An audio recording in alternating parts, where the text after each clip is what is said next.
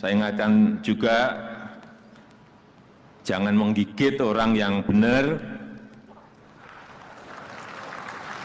Kalau yang salah silahkan digigit, tapi yang benar jangan sampai digigit. Yang benar jangan sampai digigit, dan jangan pura-pura salah gigit. Karena tugas saudara-saudara adalah menggigit siapapun yang memiliki niat buruk untuk mengganggu agenda besar strategis bangsa kita. Pak Presiden memerintahkan saya, ya, tolong kalau ada jaksa yang nakal. Jadi kami tidak akan melihat ke belakang atau ke depan, tapi kalau ada jaksa yang nakal, kemarin saya sampaikan, saya akan bina, Pak. Tapi kalau tidak bisa dibina, saya binasakan. Tapi kalau tidak bisa dibina, saya binasakan. Tapi kalau tidak bisa dibina, saya binasakan.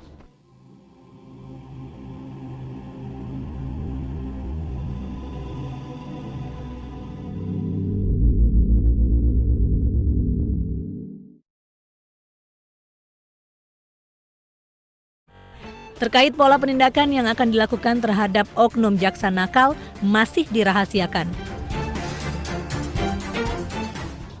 Pak Presiden memerintahkan saya, ya, tolong Pak, tapi kalau tidak bisa dibina, saya binasakan. Presiden Jokowi mengaku banyak mendengar penegak hukum memeras pejabat dan pengusaha. Presiden tidak akan memberikan toleransi kepada aparat penegak hukum yang kerjanya menakut-nakuti, mengganggu inovasi, hingga memeras para birokrat dan pejabat.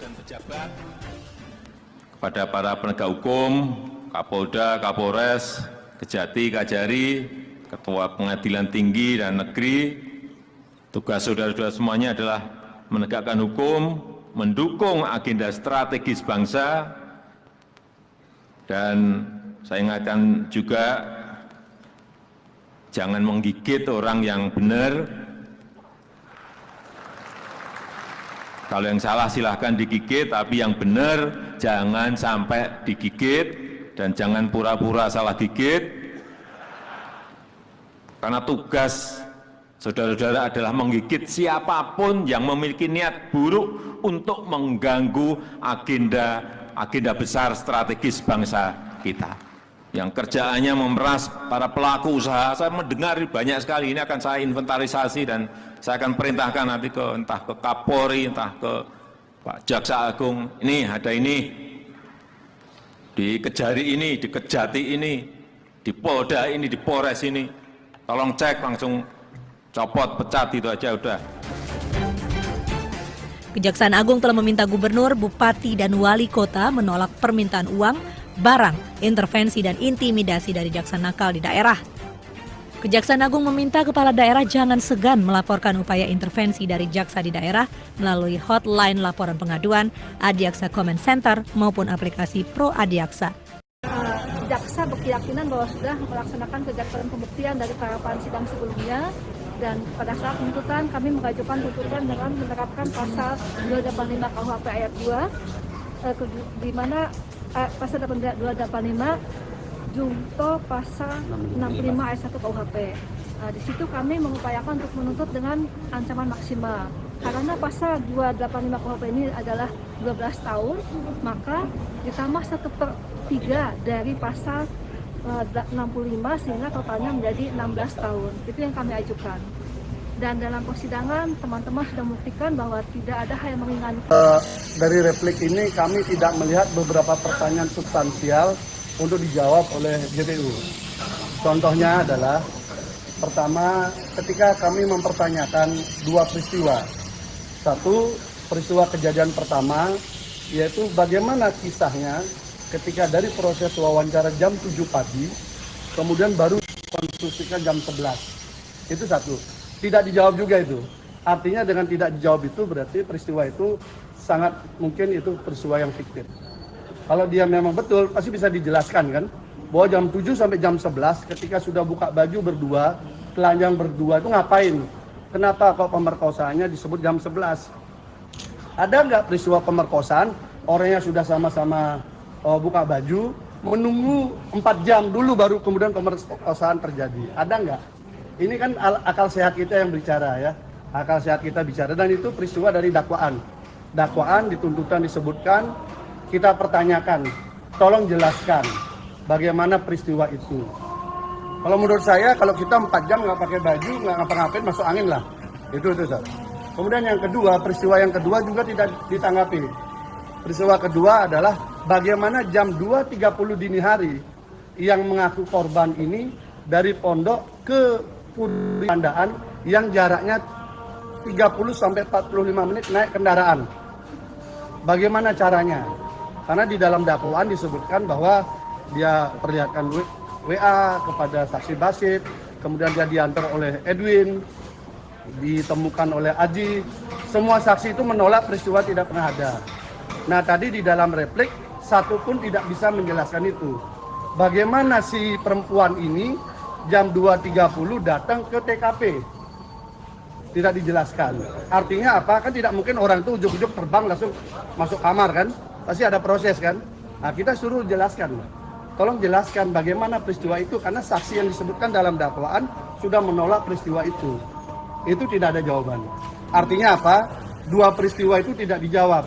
Tetapi yang dijawab adalah pokoknya semua saksi yang meringankan terdakwa itu tidak bisa dipakai, hanya dikesampingkan. Hanya begitu semua isinya. Pokoknya bukti apapun dari terdakwa dikesampingkan. Pokoknya begitu dikesampingkan, dan pada argumentasi yang kita tanya nggak bisa dijawab, kan sebenarnya hakim udah ada bayangan ya. Teman-teman ada bayangan nggak? Bagaimana seseorang perempuan dini hari jam 2.30 ngaku akan diperkosa, dia datang ke TKP, tapi tidak bisa diceritakan bagaimana prosesnya. Masuk akal enggak? Kita kan nanya, tolong jelaskan fakta sidang yang mana yang menunjukkan itu. Tidak dijawab oleh JPU. Begitu juga yang tadi saya katakan, katanya jam 7 di interview sampai buka baju, jam 11 baru diajak masuk ke ruang kecil untuk diperkosa.